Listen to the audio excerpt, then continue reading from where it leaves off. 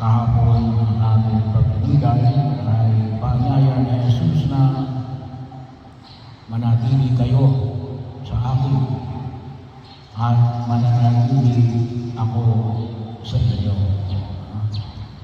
Bahagi ngayon naman, narinig natin yung pag-ibig at mga utos. So, paanyaya na alin na tumutukoy din sa unang ibang yung utos ng pag-ibig. Pero huwag natin kalimutan kasi kuminsan nakatulog tayo sa utos. Hindi doon sa pag-ibig. At kuminsan, hindi lang minsan, kalimitan, madaling sumunod sa utos. Kasi pwede kang sumunod sa utos nang walang pag-ibig. Ba't mo ginagawa yan? Nasunod. Natatakot. Pero it does not necessarily mean na kaya ka sumunod ay gawa ng pag-ibig. Medyo malalim yung hamon na pinahayag ni Jesus. Na alin? Na ang hamon ng alin, ang pagsunod mo sa mga utos ay dapat tumantong gawa ng pag-ibig. Yung pag-uutusan mo ay pag-ibig. Hindi lamang ang pagsunod ng utos. Bahagi, bakit? Kasi yun yung magbibigay ng kaligayahan, yung pag-ibig.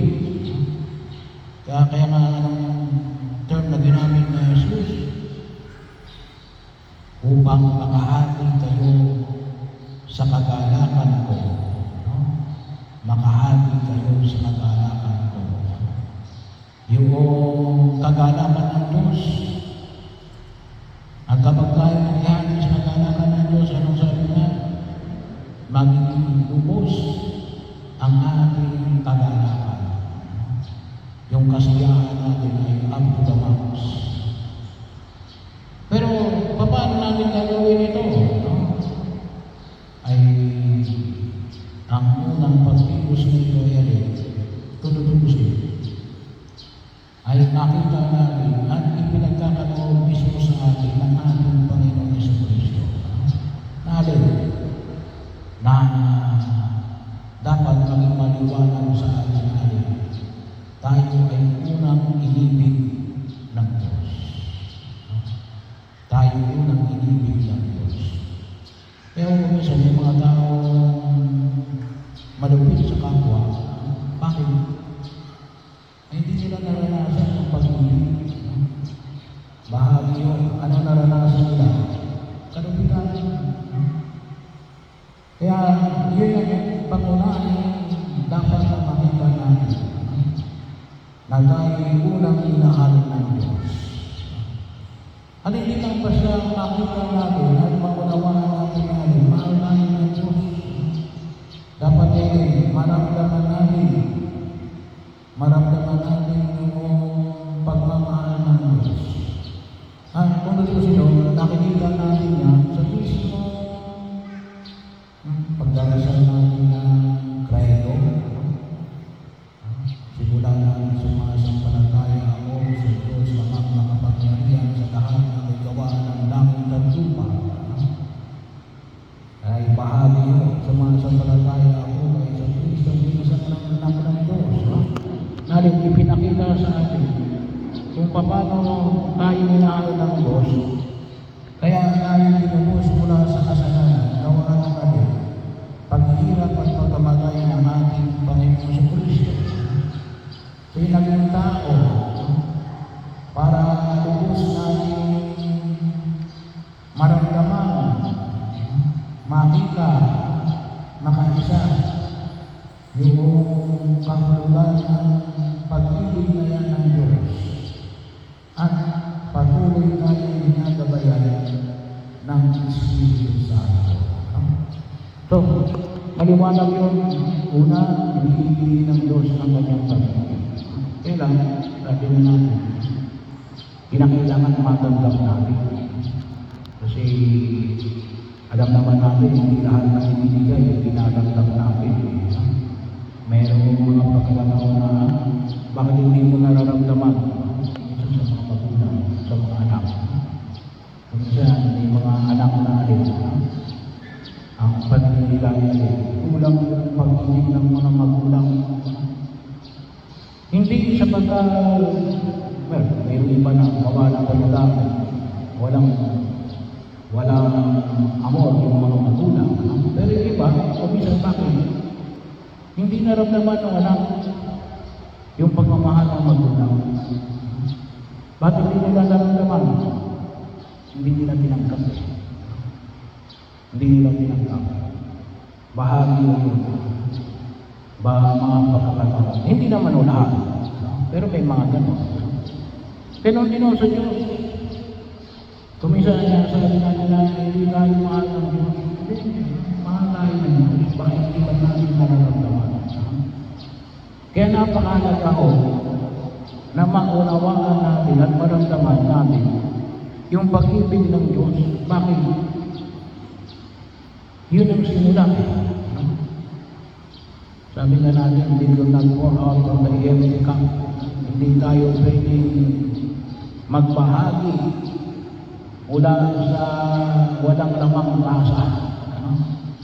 Sino magbibigay sa atin ng laman ng ating tasa? Ang Diyos. At dapat tinatanggap natin. At yung pag-ibig na ito, na ipinapamanin sa atin, sabi nga natin, yung mga Diyos na pag-ibig, yun ang bahagi yun. Kasi sa atin, kumisan yung pag-ibig yun, iibigin kita kapag iniibig mo ako. Yun yung pag-ibig lamang ng tao. So, ang tawag na natin ay reciprocity. Kung sa ekonomiya ay exchange of goods, barter. May binigay ka, bibigyan din kita. Pero dito, bahagi yun, kapag natanggap natin ang pag-ibig ng Diyos, kahit na hindi na tayo nakakatanggap ng ibang pag-ibig, sapat na yun. Kasi gano'n yung pag-ibig ng Diyos. Bahagi yun.